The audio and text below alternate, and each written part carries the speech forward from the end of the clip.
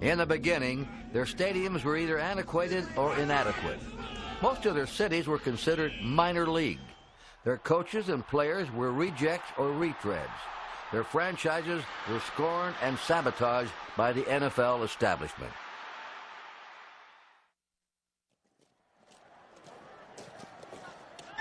There's no question about it. The AFL was the underdog. No one cared about the AFL. No one ever gave it a chance. You know, they call us a Mickey Mouse League at one particular stage of our growth and development. As an athlete, I was upset because everybody kept telling me that I wasn't good enough and we weren't good enough to play with them. The AFL was a life for all of us, and we had a chance to take something on, to be an underdog and to win.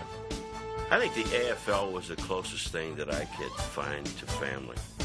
I don't think I would have come close to the image of Broadway Joe and the Jets had I been somewhere in the NFL. We were entertainers. We made people feel good. We made people feel like they were a part of the team. It had brilliant tradition, great players, love, camaraderie, and a common goal that we all believed in. Rebels with a cause.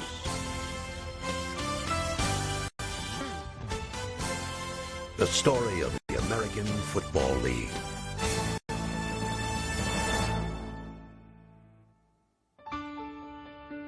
Fortunately, the men who own teams in the new American Football League have a lot of money. And they seem to enjoy spending it. And they better not mind losing it. Paul Zimmerman, Los Angeles Times. In 1958, Johnny Unitas and the Baltimore Colts were on top of the pro football mountain with their dramatic overtime victory over the New York Giants.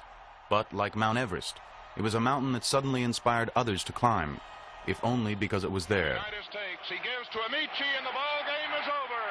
Alan Amici has scored the touchdown, and the Baltimore Colts are the professional football champions of the world.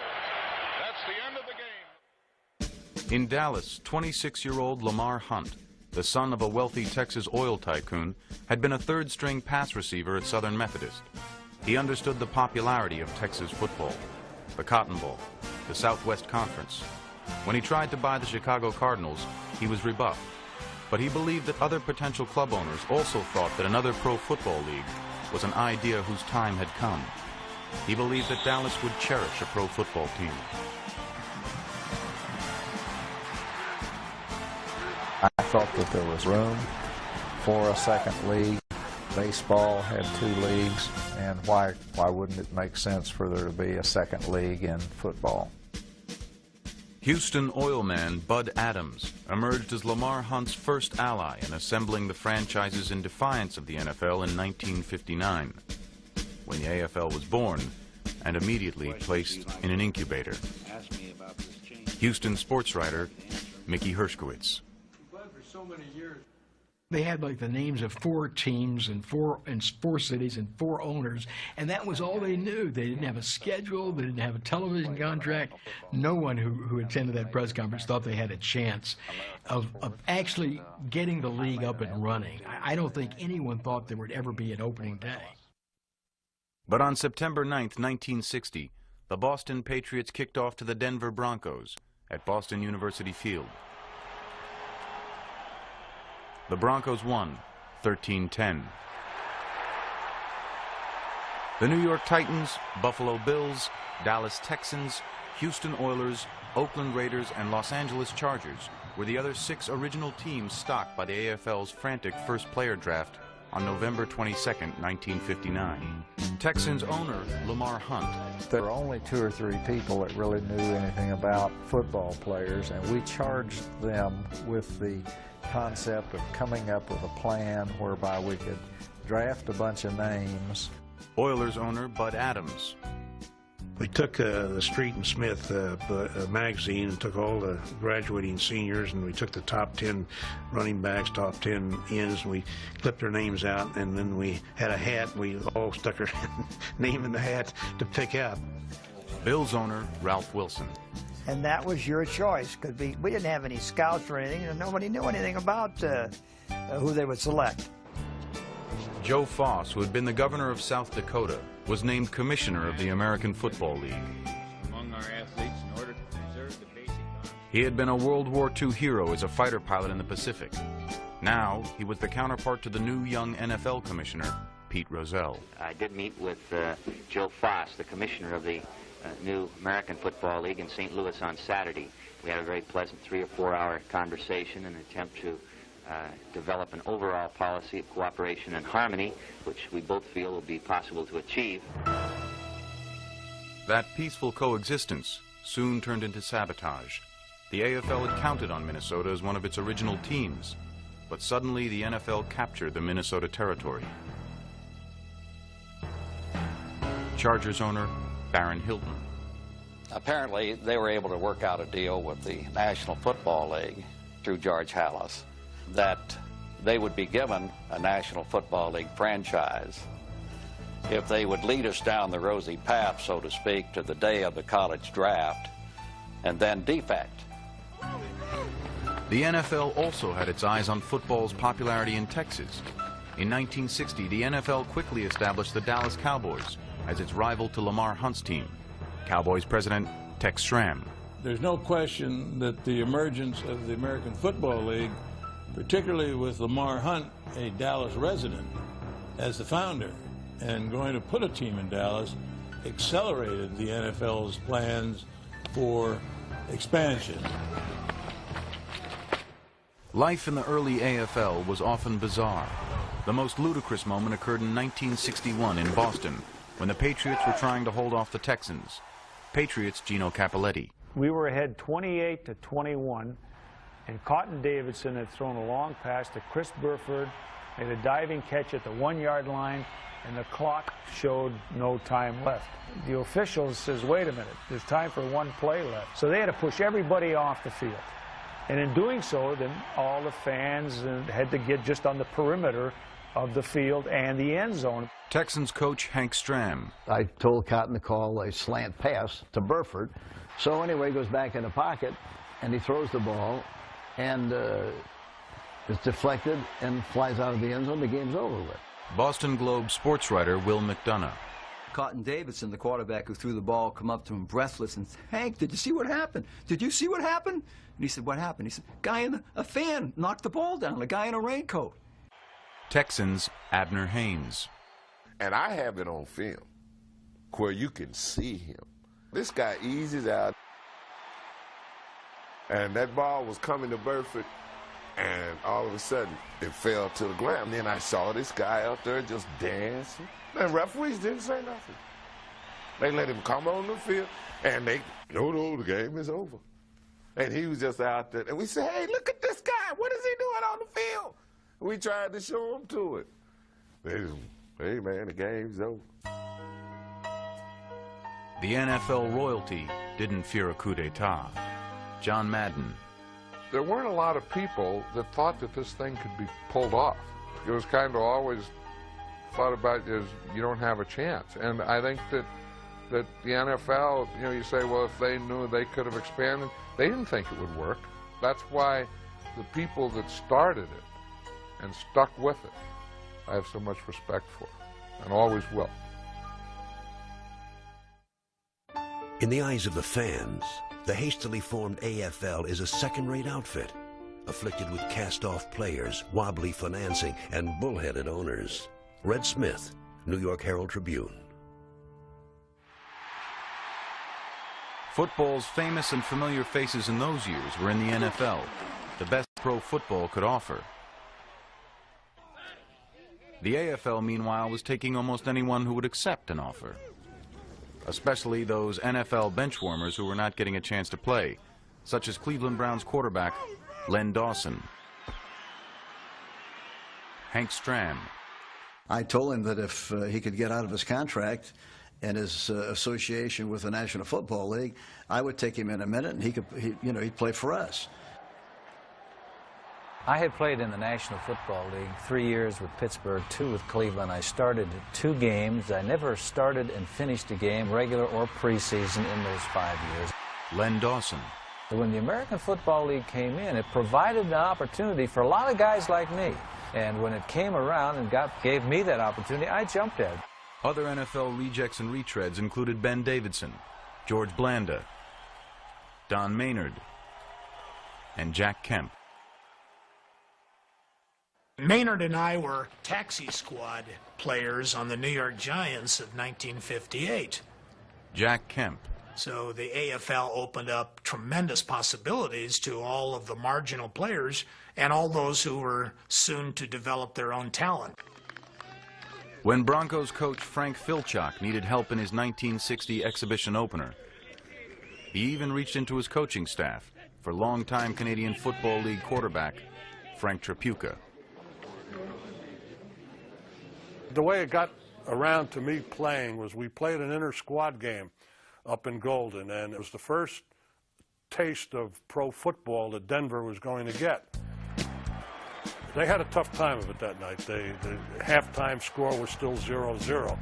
So Filchak says to me, he says, heck, you're in shape. Why don't you put a uniform on and go out there the second half and give the people their money's worth?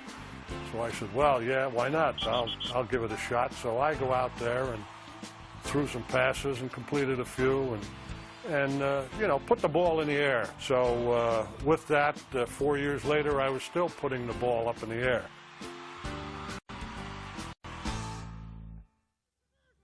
We decided to hold a camp because so many boys came to me asking for a chance.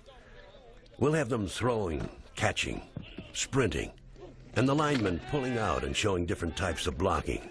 If only one boy out of the candidates looks like a good prospect, I'll be satisfied that the camp was worthwhile. Buster Ramsey, Buffalo Bills head coach. In the AFL's search for players, tryouts were open to any and every Walter Mitty that ever dreamed of playing pro football. For the Los Angeles Chargers, assistant coach Jack Faulkner conducted the tryout. We had every bartender, every truck driver in Los Angeles area show up. I mean, it was hilarious. We were inviting the guys to come, and this is a dream for them to try to make a team. Well, we got some publicity from it, but also in the process, we had guys planted in there that we had already had a contract with them, so that we didn't come out of that tryout without having some good football players. And we made a big hullabaloo about, gee, what a great, wow, how did we find this guy? Here he guy right here in Los Angeles, and we got 3 really good players. But if the AFL were to build a solid future, it needed to sign a solid share of the best college players. And now it's my pleasure to present Look Magazine's All-America football team for 1961. Lance Alworth, University of Arkansas. John Madden. But if they were going to get the real talent, they had to get it out of the college draft. And they had to get it, you know, they had to beat the NFL to get it. And they weren't going to get second-rate players. I mean, they weren't going to say, okay, NFL, you draft all the players you want and we'll take what's left. They were going after the same players. The leagues dueled with dollars, sometimes moments after a player's last college game. Raider executive Al Locasal. Usually it was, this is the first time I can legally sign this player. I don't want to give him the other side 3 more minutes. You get out there and you get it done. There are times when a guy will be ready to sign and the other team's guy is outside screaming, wait, 5,000 more, hold on, don't sign that thing. Down in the South where they say you walk, there's a man known as Mr. Football, Billy Cannon. Billy Cannon. The 1959 Heisman Trophy winner, Louisiana State running back Billy Cannon, signed with teams in both leagues. Billy Cannon, who was already drafted by the new American Football League, has been drafted today by the National Football League and says he will play with the National League. Now, do you expect to run into that problem very often? You will from time to time, that's for sure. What are you going to do about it? Well, I think you can say, if I can interject here, these players have got the choice. For the first time in, I guess, 10 years, they have a choice of where they can go play. There might be argument as to whether Billy Cannon was the best runner, the best blocker, the best pass receiver, the best defense man. In fact, the Rams' great problem is going to find a way to use him. Even though Billy had signed with the Rams, the Oilers doubled the Rams' offer. Bud Adams. I said, have you signed? I said, you can tell me right now. It won't make any difference. Just tell me, have you signed? He said, yes, I did, Mr. Adams.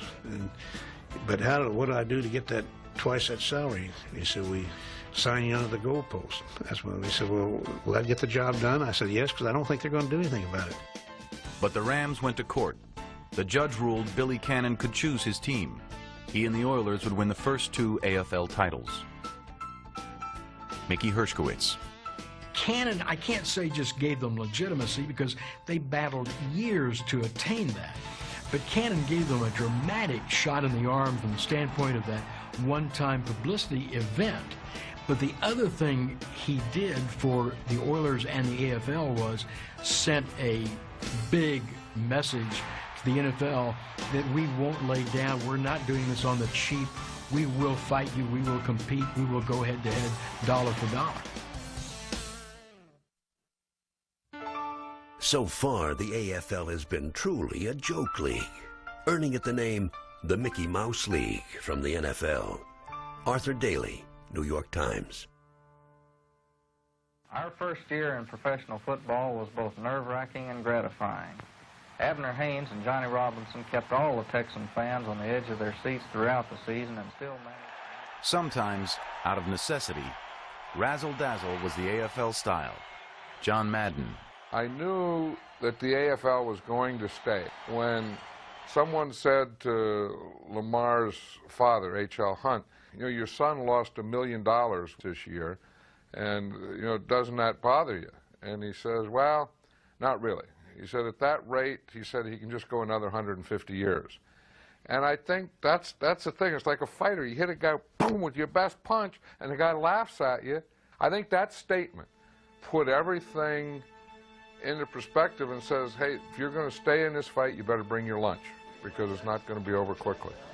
But to keep the AFL alive, the Oakland franchise needed quick cash from Bills owner Ralph Wilson. Will McDonough. Wayne Valley, who then owned the Raiders, was going to fold his team and call Ralph about it. And Ralph said, you do that, you put us out of business. We can't play with 7 teams. How much money do you need? Ralph Wilson. He said $400,000 to keep going. I said, okay, I'll loan you the $400,000, and he gave me some interest in the team.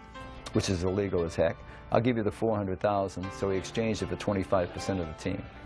To my way, they get help to save the league, because Wayne was very sincere. They were going out of business. And would have been a black eye for the league if one of the franchises had gone bankrupt. Each year we'd go to the annual meeting and we would bring our financials to say how much we had lost. Patriots owner Billy Sullivan.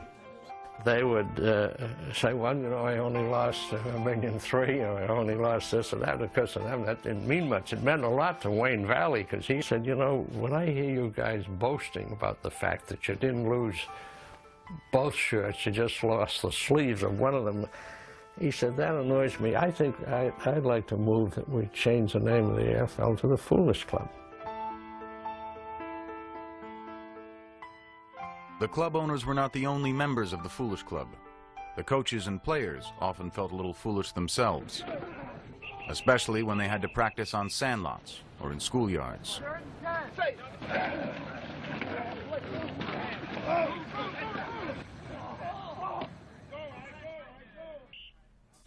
Joe Namath.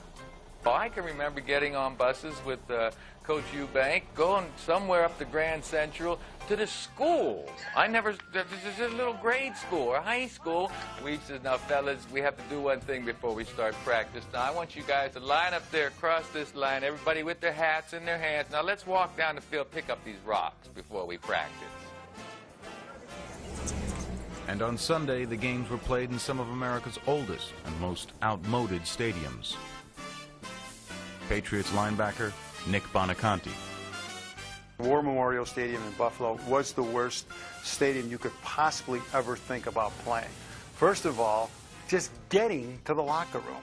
We had to go up these steel staircase that went straight up. And then when you got up to the locker room was probably no bigger than 50 by 75.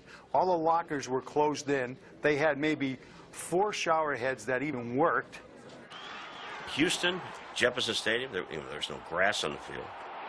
Buffalo Bills, Paul McGuire. Then that early erector set, Frank Ewell Field up in Oakland. I mean, come on, that thing, you know, people would start swinging. If they ever had the wave in those days, that whole thing would have come down. I swear to God, it's the worst looking mess I ever saw. Played in an erector set. It was terrible. Another joke was the Denver Broncos' brown and gold uniform. Check the socks. Bronco coach Jack Faulkner. There's one sock that I have, and one sock is in the Hall of Fame. This is what it looks like. Verticals look like the Globetrotters. I mean, it was absolutely hideous. First time we walked out on the field with these things on an exhibition game, the opposing team started laughing at us, and we felt a little bit embarrassed. Frank Chapuka. But not only were the striped socks strange to football, but the fit of the uniform. I had to cut out the armpit underneath my armpit in order to raise my arm in order to throw a pad. That's how small these uniforms were. So one of our preseason games, we just got a big tub out there and we burnt all the uniforms, this sock and all those things. We would drop 1, 2, 3, just keep dropping the socks, and the people went wild. They thought it was just great. But in the AFL's early years, the NFL owners were laughing the loudest. Browns owner Art Modell. We thought it was an inferior league, an inferior brand of football. We scoffed at it, we laughed at it, perhaps unwisely, but we felt that we're the National Football League and everything else, by comparison, is a weaker substitution. Gino Cappelletti. There was some comments every now and then about the AFL being referred to as the Mickey Mouse League, and that kind of just inspired us a little bit more to maybe try to compete. We were the underdog. We were the guys that weren't going to be there in the end. We were going to be overcome by the NFL. Chiefs executive Don Klosterman. There's one fiber that was really very apparent to all of us in the league, and that's a commonality of interest, that we all wanted this thing to work. This feeling of camaraderie glued the league together. Paul McGuire. We went out in a block of 33 guys and had a party. We had a party every Tuesday night. We had a meeting. We had a meeting, we played cards, and we drank and had a great time. Every Tuesday night. And you didn't miss it. In early 1965, in New Orleans at the AFL All-Star Game, that camaraderie turned into social consciousness. Nick Bonaconti. We go to check into a hotel, and the white guys go into one hotel, and the black guys are put in another hotel. I mean, we thought, what the hell is going on? The Chiefs' Dave Grayson. And I remember as we were walking along the quarters, we were listening to some James Brown, and we decided to try to go into this club, and the doorman, who had a gun in his waistband, started to pull it and told Ernie if he walked through this door, he was going to kill him. The Bills' Ernie Warlick. Someone said, "Hey, taxi, we want a taxi." And the guy said, with his southern drawl, says, "We have to call y'all a colored cab." So Cookie said, "Hey, I don't give a damn what color it is. We just want a cab. We don't care what color." Abner Haynes. So we get registered, and we go and get on the elevator, and the elevator operator says, "Ooh, look at all of these monkeys. Look at all of these monkeys getting on the elevator. Where are all these black monkeys coming from?" East Captain Jack Kemp. You couldn't help but see the pain that they were going through and share in it if you cared anything about your team and your huddle and your relationships with your friends. I was very upset, and I decided that the thing for us to do was to go home. Chargers' Ron Mix. And there was going to be a practice session that morning. And so I'd gotten on the bus, and I forgot who the coach was, but he stood up and said, "Where's Bobby Bell? I don't see him. Where's Dave Grayson? Hey, where are all the black guys? The black guys are missing." And one of the players said, "They're all having a meeting. They may not play in the game." And the consensus was that they just were not going to go out there and play. Well, what's the next move? Will the game be played and where? The game will be played January 16th at 1 p.m. Central Standard Time in Houston, Texas, in Jefferson Stadium, the home of the Houston Oilers. We all got in an airplane. I mean, we got in an airplane on Thursday, white guys, black guys, all congratulating each other, hugging each other, because we were able to pull a coup and get them to transfer that game down to Houston. We went down to Houston. I think we had like 5,000 people to watch the AFL All-Star game, but believe me, it was worth it. Racism is not good business, and that's the whole point of why I love the AFL, is that these guys were committed to having a league for everybody. The AFL players were together, but they were still far away from the NFL. Since the American League started playing in 1960, the older National League has practically ignored its existence. Frank Litsky, New York Times. Pro football from the inside. Is that what you really want, George? That's it. And then at the end, I go into a real game and run off a few plays at quarterback. A real game? You've got to be kidding. No, that's what the whole thing is leading to. I just don't think it will work. Have you tried the AFL?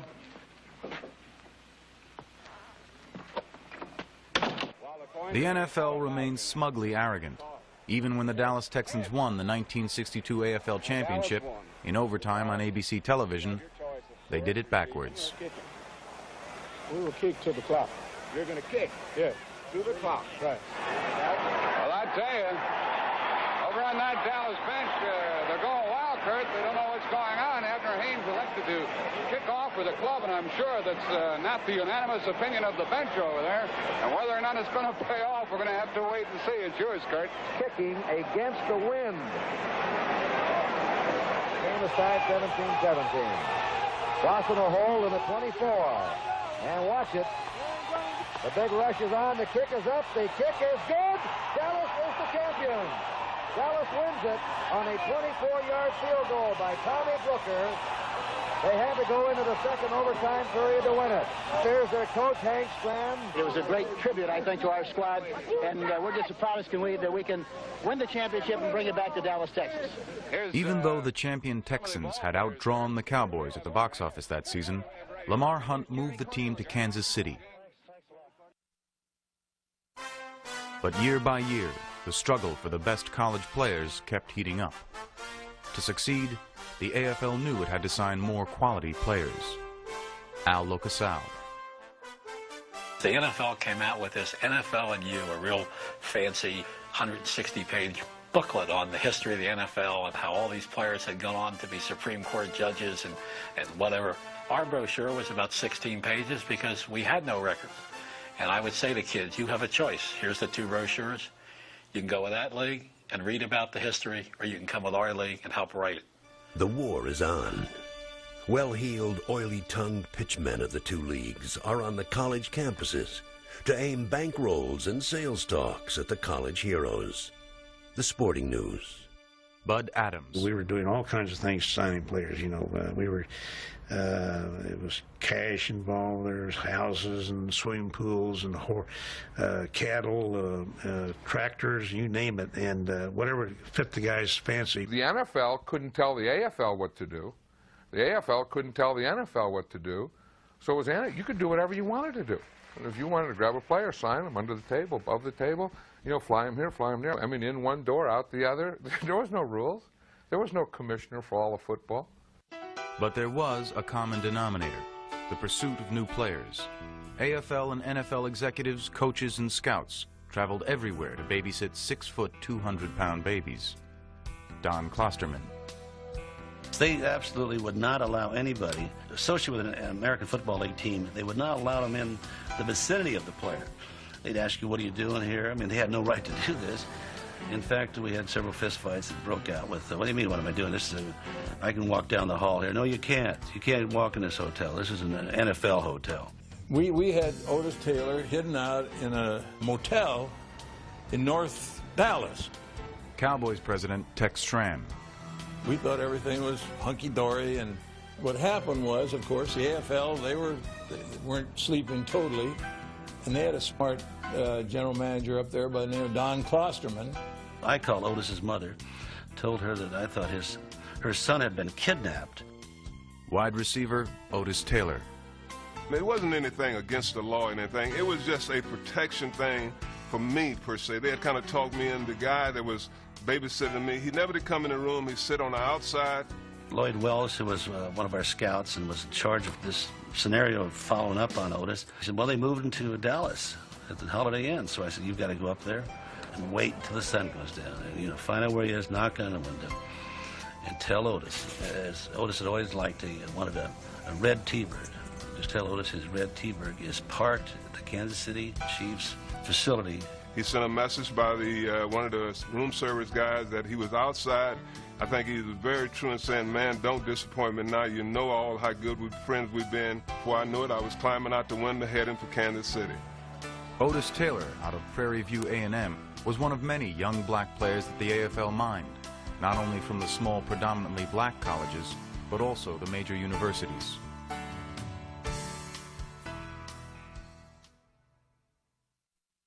Pro football's new league confounds its doubters. Better teams, bigger crowds, newer stadiums, and fancy play now add up to a successful future for the league. Robert Boyle, Sports Illustrated. Even with the Titans playing in the dilapidated Polo Grounds, the AFL had needed New York. But in 1963, the AFL no longer needed the Titans' bankrupt owner, Harry Wismer. Buffalo sports writer Larry Felser. There was a time when there was a fear if the league could no longer carry the Titans, that the league itself would go under because they needed some sort of flagship franchise in New York. Sonny Werblin organized the ownership group that bought the New York franchise in 1963, renamed it the Jets, and turned game time into showtime. And he understood show business. He understood that football, and and coaches really don't like to admit it, and players, we're like, it's X's and O's and hit and fundamentals, bend your knees, keep your head up, but it really is show business. You can put something out there, and if people don't come and watch it, then you don't have anything. And I think Sonny Werblin knew that. Sonny knew the importance of television. He put together a $36 million contract with NBC that solidified the AFL and stunned the NFL. Art Modell. We were told at a special meeting that NBC entered into a 5-year contract to be the sole network televising AFL games. I remember I said, they're here to stay now for sure. Thank you. That's official.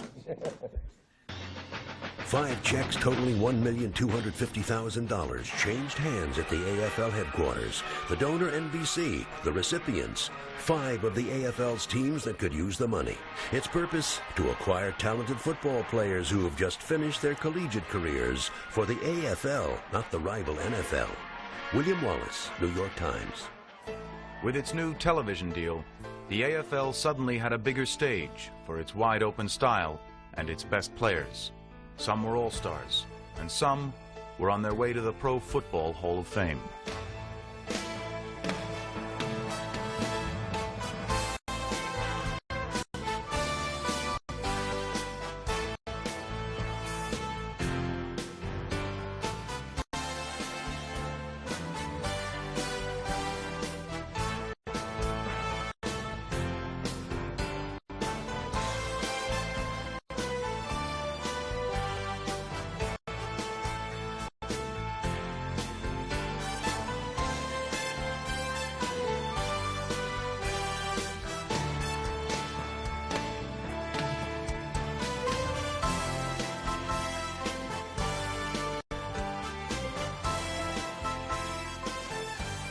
Well, the AFL was wide open. It was exciting, enervating football. Balls were flying through the air, bodies were flying through the air. Blitzes, and everybody coming to rush the passer. I mean, it was a shootout. I mean, it was like, run and shoot football, and the fans loved it. The styles of the two leagues were as different as the spelling of the words national and American. The NFL was like shirt tie, stand up straight. We are the NFL. And it was sort of a different. The AFL was like, we're going to entertain you. We're going to make you feel good. You're going to be able to holler and shout. You're going to be able to touch the players. You're going to be able to tell them exactly what you feel at that time. I mean, if whoever said, let's try something, let's put the names in the jerseys, boom, the AFL would do it. Let's use a different kind of ball, let's go for a 2-point conversion. let's pass. I mean, let's go out and pass every down. And that was what the AFL represented to me. Was if you don't have to do it an old way, if there's a new way or if there's a better way, just go and try it. First time he was 50, went cover 7. Second time he was 40, still went cover 7. I haven't seen any strong coverage yet. Sid Gilman created the 1963 champion Chargers. One of his assistants had been Al Davis. Not only were his X's and O's great, but his organization, his teaching methods, and his work ethic. Sid was the first in the development of film. We would cut up films of every player in the league. We would study every player, how he ran different patterns, and it was just like working in a science laboratory, trying to develop something. Sid's whole idea was, hey, it's okay to pass anytime you want, on any down, and open up the game, and it's the quickest way to score. He had Lance Allworth, too. I mean, he had some great plays. You throw it to one guy and you can get a touchdown. Take a drive corner, Lance, or, coming in from a good wide position and starting right down that middle and then breaking it off and taking it to the corner. You'll lose him. You'll lose him. In all of sports, there's never been a more apt or more accurate nickname than the one borne by Lance Allworth. It doesn't please him, but the image it evokes is of Lance running, jumping, dodging, all with incredible grace, and that style is Lance Allworth. They call him Bambi. Edwin Shrake, Sports Illustrated. Better players and better teams were not enough. The AFL needed better stadiums, and it got them. San Diego went to the polls and voted overwhelmingly in favor of a new $27 million sports stadium.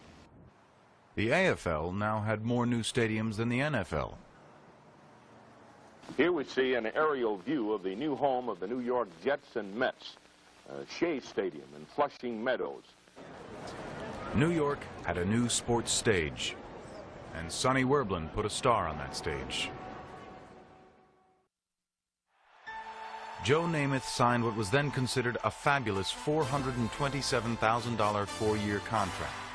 He had also been drafted by the St. Louis Cardinals, but the NFL never had a chance.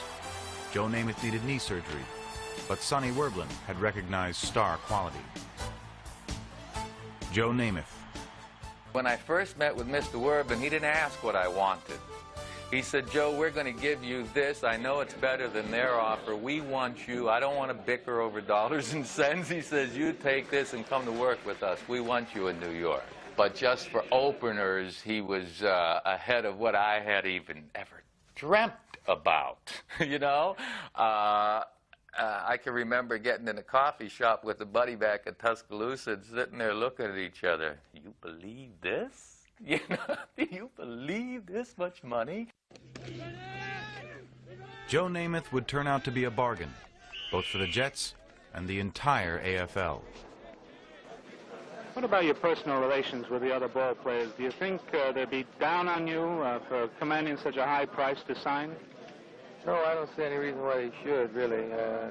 They want to win ball games, I want to win, and we both, I believe everyone wants to get along good. Mr. Werblin, I can remember this so well. He says, Joseph, he says, New York is the greatest city in the world with the greatest people. He says, I want you to get to know them. He says, get out there and mingle. Visit with them. He said, I don't care if you spend your whole salary this year. Go out and enjoy. I said, thank you. Yes, I will. And I did. He's a hero. He's a pro. He's a Mr. Something Else on Broadway Joe. He's a groovy super guy. He can pass a football through a needle's eye. 1, 2, 3, hip, go, go, go. No one else can score like Broadway Joe.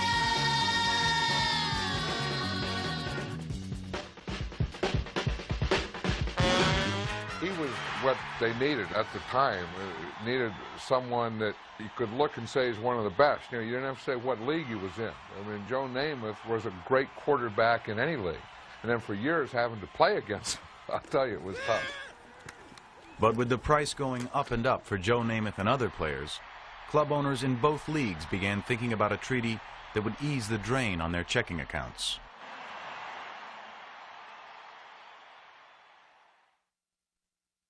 It cannot be denied that both the AFL and the NFL owners have been drawn irresistibly closer together by that great equalizer, money, or rather the loss of it.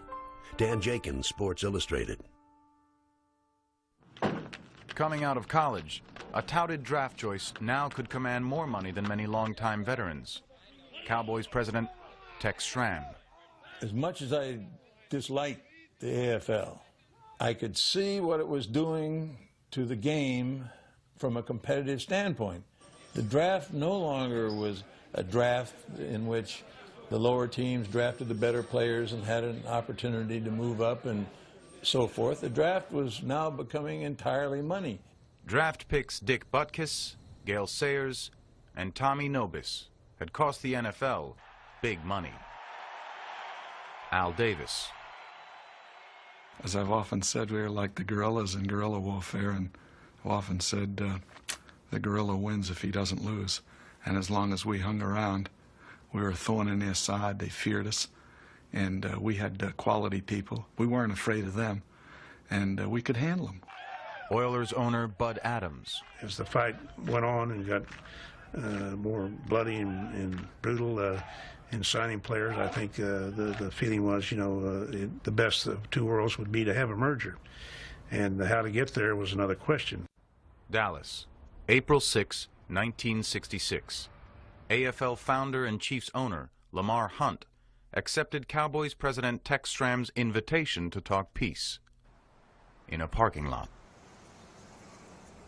Lamar Hunt. We agreed to meet at the Texas Ranger statue at Old Love Field in Dallas. And we met there and then went out and sat in Tex's car in the dark in the parking lot. And he first outlined for me the generalities of a plan that he thought might be doable. He said, "Okay, I'm interested. Let's go ahead." And the funny thing was, he got back on the airplane, and you know where the airplane was going? It was going to Houston. And you know what the purpose was? To elect Al Davis as the commissioner of the league. If the AFL were guerrilla fighters, Al Davis was their general. Tough, smart, determined, relentless. I really didn't want to become the commissioner of the American Football League. I loved the league, but I'd been head coach, general manager of the Raiders. I'd been coach of the year. My dream was to be just a great coach and work with young guys. But our league was threatened at the time, and several people asked me to become the commissioner. And I said, okay, I'd do it. With Al Davis, the AFL finally has a commissioner that has a mission to prosecute the National Football League. Tex Mall, Sports Illustrated.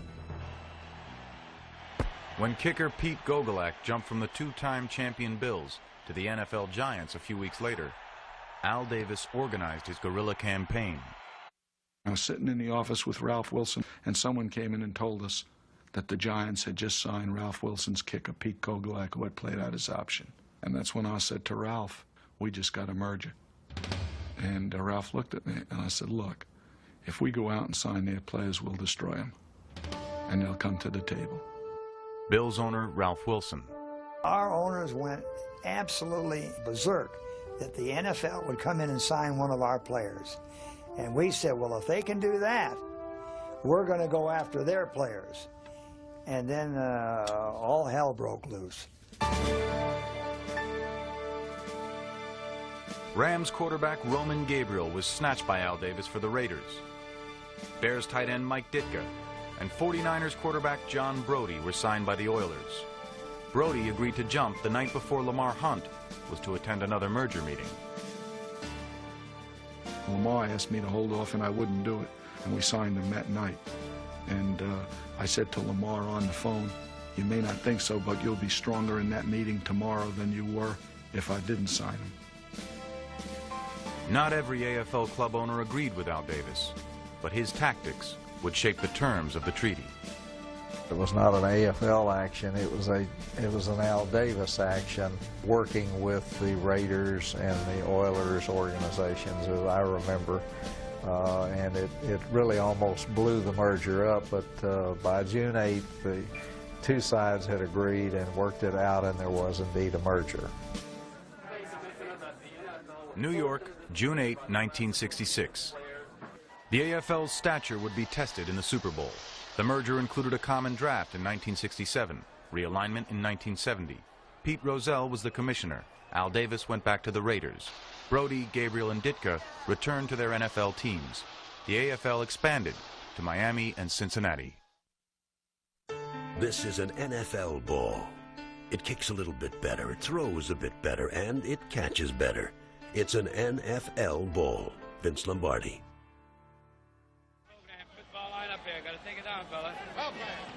Yeah, I get that starting line up here. Get a program. Football line up here. There'll never be another game in any sport at any level to equal the tension and the chemistry of the first Super Bowl game between the Green Bay Packers and the Kansas City Chiefs. Mickey Hershkowitz. Because it was the only time that there was a straight line drawn right down the middle between the two teams. Everybody was on one side or the other. No one was neutral. Buffalo sports writer Larry Felser. Both networks, NBC and CBS, televised the game. And I remember Kurt Gowdy and Paul Chrisman, they had game faces on just as stern that day as the players did. I've never been a rooting broadcaster. I don't think you should be a homer. And I went right down the middle of the game. But inside myself, I at least wanted the AFL to make a good appearance in the game, to make it close. I didn't think they could beat the Packers. Kurt Gowdy was right, both ways. On the first Super Sunday, the Chiefs made a good appearance in the first half, trailing only 14-10. At halftime, the clock struck midnight on the AFL. For 15 minutes, they had people all excited, but in the end, they were squashed 35-10. Sid Ziff, LA Times. Browns owner Art Modell. After the first win over Kansas City, we had an executive committee meeting of the league the next morning. And when Lombardi walked in representing the Green Bay Packers, he got a standing ovation. That's how important it was to us. Will McDonough. After the game, Vince Lombardi said, I didn't want to say anything until now, but we get so many teams better in the National Football League. He named the Chicago Bears, the Detroit Lions, and everything. Larry Felser. It's always been written that it was almost dragged out of him. I was there, and my perception was that it was not dragged out of him at all. They wanted it out. The Chiefs have great team speed, but I'd have to say NFL football is tougher. Their teams don't compare with the top National Football League teams. Vince Lombardi. Move back a little bit, man. Move back. Those words haunted the AFL. But the Broncos shocked the Detroit Lions in the first AFL-NFL exhibition. The Chiefs' chance for redemption came against the Chicago Bears. The Chiefs' Fred Arbanis. We had been teased, we'd been scorned all spring and all first part of the summer long about how lousy a football team we were, about how lousy of a league that we played in, and we had no business, playing against the National Football League. Otis Taylor. We were crazy all week. We were crazy. We never had a practice like that. We were killing people. That night, boy, we came out of that, it was like steam that was flowing, I was half crazy.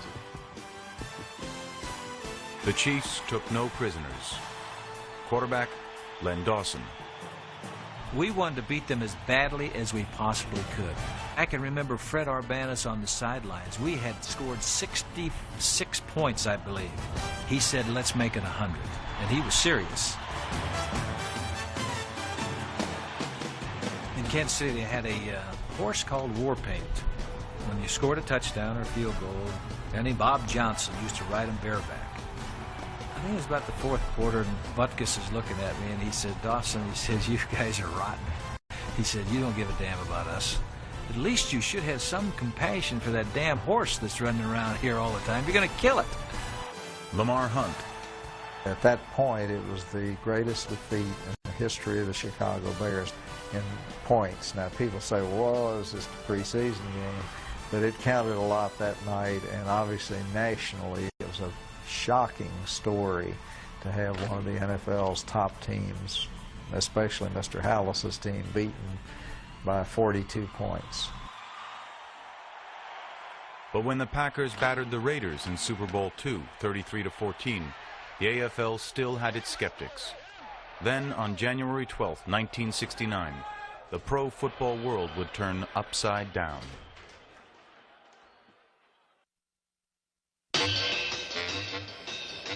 NBC Sports presents the third AFL NFL World Championship game, the Super Bowl.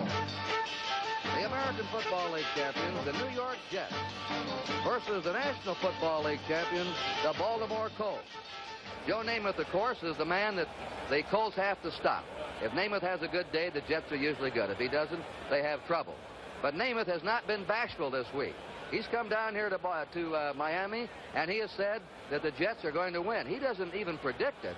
He said, I guarantee a Jet victory. With a 15-1 record, the Colts had opened as a 17-point betting favorite. But in Miami that week, Broadway Joe would arm his teammates with confidence and forever establish his place in the pro football sun. Joe Namath. 10 days I've been listening to this. We're going to kill you, Namath. You know, come on, give us a break. You know how in your neighborhood, you know, it's our guys against their guys. No one likes to be told you're not going to win. You're not good enough.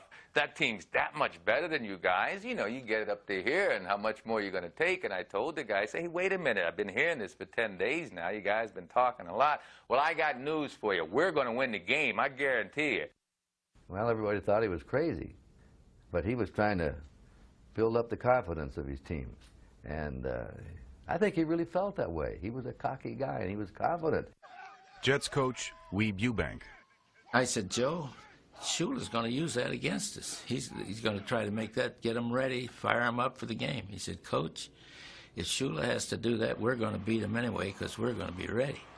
I would have got you in the middle tank, but I wanted to go with that 37, see? It doesn't matter. That's what I know, but I would have, you know. If it had been the game thing, I might have went that way. Slot left. The Jets' defense intercepted Earl Morrow 4 times, 3 in the first half. Fullback Matt Snell's touchdown on a 4-yard sweep preceded Jim Turner's 3 field goals. Joe Namath completed 17 of 28 passes for 206 yards. But I can remember to this day looking up at that clock, 6:11. My heart was pounding, and I said, please, God, run that clock.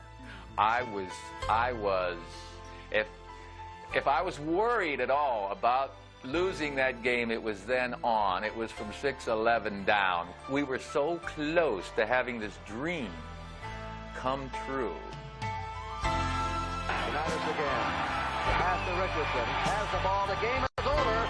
The New York Jets are the world champions. They have upset the Baltimore Colts and beat them handily here today. 16-7 gives the AFL the first Super Bowl championship. They said it would be years before they play a close game, and they almost shut out the Colts today.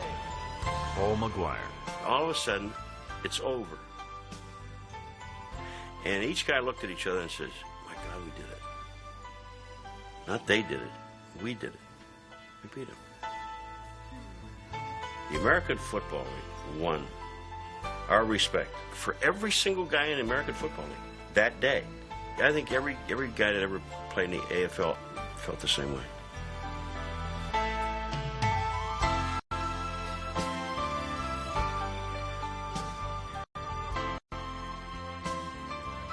One of the best feelings about all of this is feeling actually a part of a league that was scoffed at, that wasn't accepted, that struggled for years. And it wasn't me, because I came in the league in '65. I'm talking about the guys from '60 on. And when we got back to the hotel after that game, I can remember the 3 guys I saw. Emmett Thomas and Buck Buchanan and Willie Lanier, 3 of the Chiefs. They greeted us as we got off the bus, and we hugged, and we felt good about it. Even so, NFL loyalists didn't accept the AFL as equals going into Super Bowl IV in New Orleans. The Chiefs against the Minnesota Vikings. The Purple People Eaters were a 14-point favorite. The Chiefs, Fred Arbanis. We were kicked around as being the you know, not quite as good as the Vikings or as the National Football league, even though the Jets had proven different before that. We went out there and we knew we had a mission to accomplish. 65 toss power trap. Get in there for 65 toss power trap. Let's block. Come on, let's get 7 points. Come on, let's go. He's in there. Yeah. Yeah. I tell you that baby was there. Yes, sir, boys. When the Chiefs dominated the Vikings 23-7, even the NFL diehards had to agree. The best AFL team was now better than the best NFL team. Hank Stram. All this time we were trying to prove something. Keep knocking on the door, knocking on the door, knocking on the door. Finally you knock it down, you're in, and you're standing there holding the trophy. Again, could I get your reaction, Lamar Hunt, as you look back to those other years, some 10 years ago, there must be quite a reaction. That's pretty fantastic. It's a beautiful trophy, and it really is a satisfying conclusion to the 10 years of the American Football League. And the AFL's success would inspire 2 more pro football leagues, a basketball league and a hockey league, but each soon perished.